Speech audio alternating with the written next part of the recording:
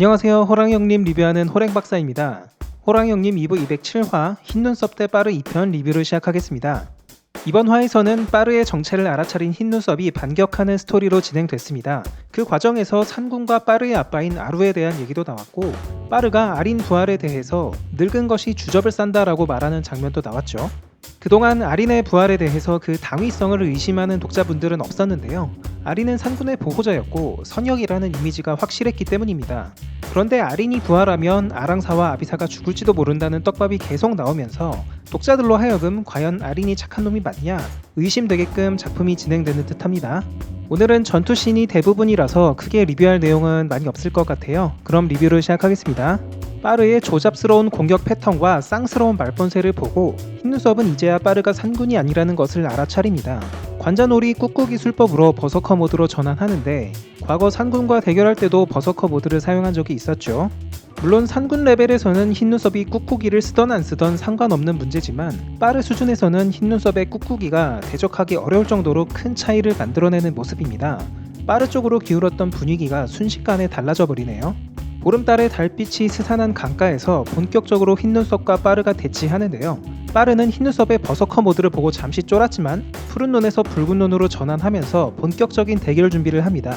자신의 정체를 알아버렸으니 푸른 눈으로 상군 흉내를 낼 필요는 더 없어졌겠죠. 흰눈썹의 귀의 크기가 이전보다 커졌고 심리적으로도 불안해 보였는데, 차분해진 모습을 보자 빠르는 일단 피할까 생각도 해봅니다. 그러나 저런 위험한 놈이 흰산의 강가를 어슬렁거린다고 생각하면 절대로 그냥 둘 수가 없다고 판단한 것 같습니다.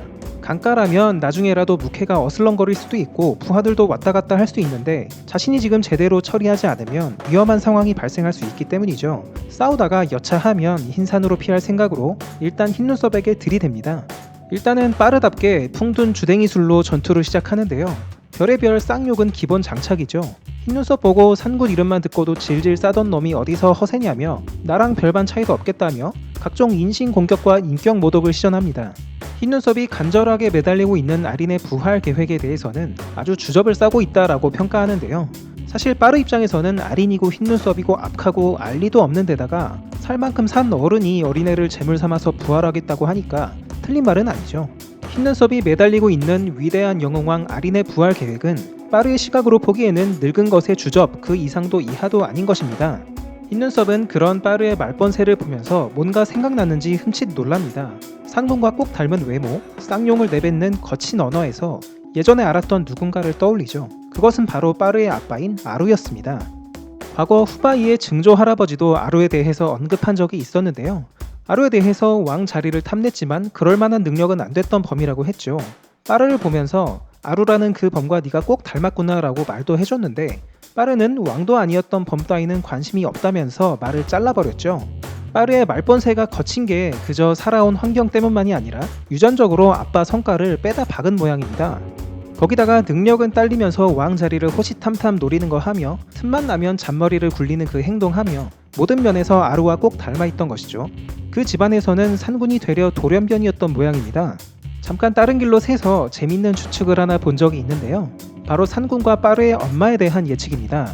산군의 성격은 엄마를 닮았을 것이라는 예측인데, 엄마 후보가 바로 황맹이 아니겠냐는 거죠. 황맹이 수컷이라고 나온 적은 없으니까 만약에 암컷이라면 산군과 빠르의 엄마일 수도 있다는 건데요.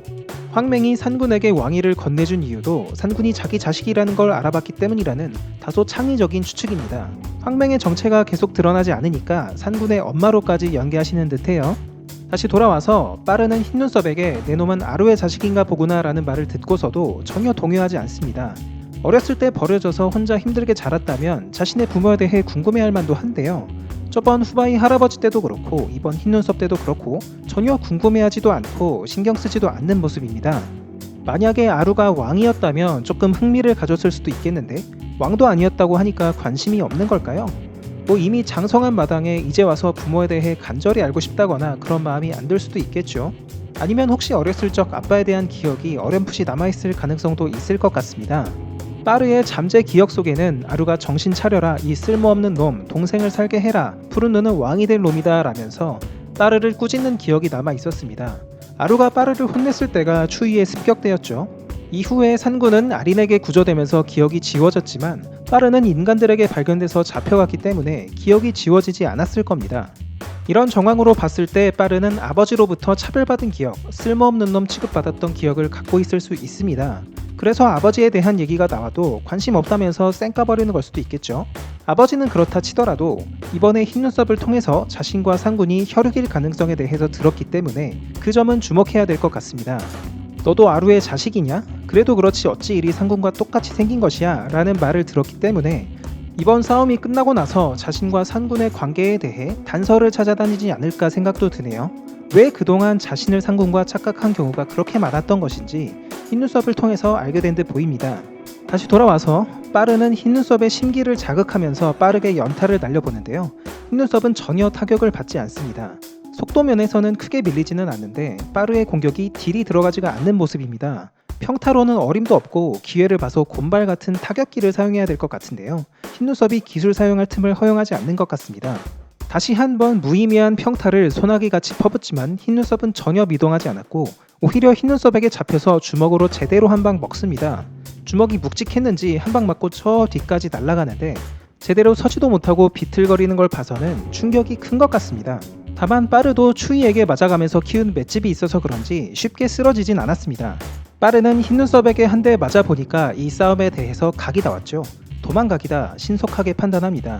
힘으로는 못 이길 게 확실하니까 빠른 속도로 흰산 쪽으로 도망가려고 합니다. 니놈의 비겁한 술수 때문에 내가 힘으로는 밀리지만 속도는 날 따라올 수 없을걸? 이라고 외치면서 흰산 쪽으로 튀는데요. 뭐가 비겁한 술수인진 모르겠지만 흰산 안으로 들어올 수 없다고 했으니까 일단 빠져서 뒷일을 생각해 보려고 합니다. 하지만 흰눈썹이 마음먹고 속도를 내니까 자신보다 빨랐고 흰산으로 못 들어가게 빠르 앞을 막아섭니다. 그러자 빠르의 신기술이 등장하는데요. 기술의 이름은 바로 회피기동.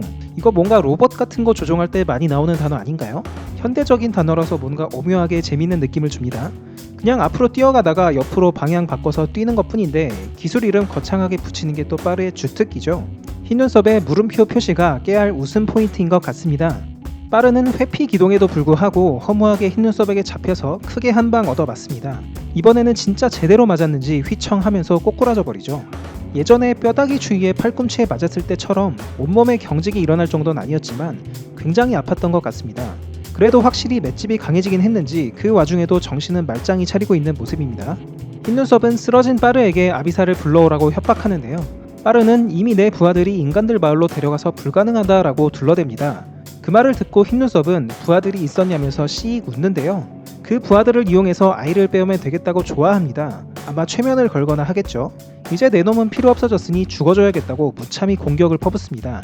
팔꿈치로 교묘하게 내려 찍는데 흰눈썹도 버서커 모드가 되니까 싸움 좀 하네요.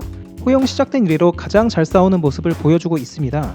하지만 빠르는 계속 두드려 맞는 와중에서도 정신을 바짝 차리고 있습니다. 계속 맞고 있지만 위태로워 보이진 않는달까요? 그리고는 정신을 가다듬고 흰눈썹에게 말하죠. 이 늙은 놈아 너는 모른다. 내가 여기서 어떤 괴수놈을 상대했는지 그놈에 비하면 너는 아무것도 아니야.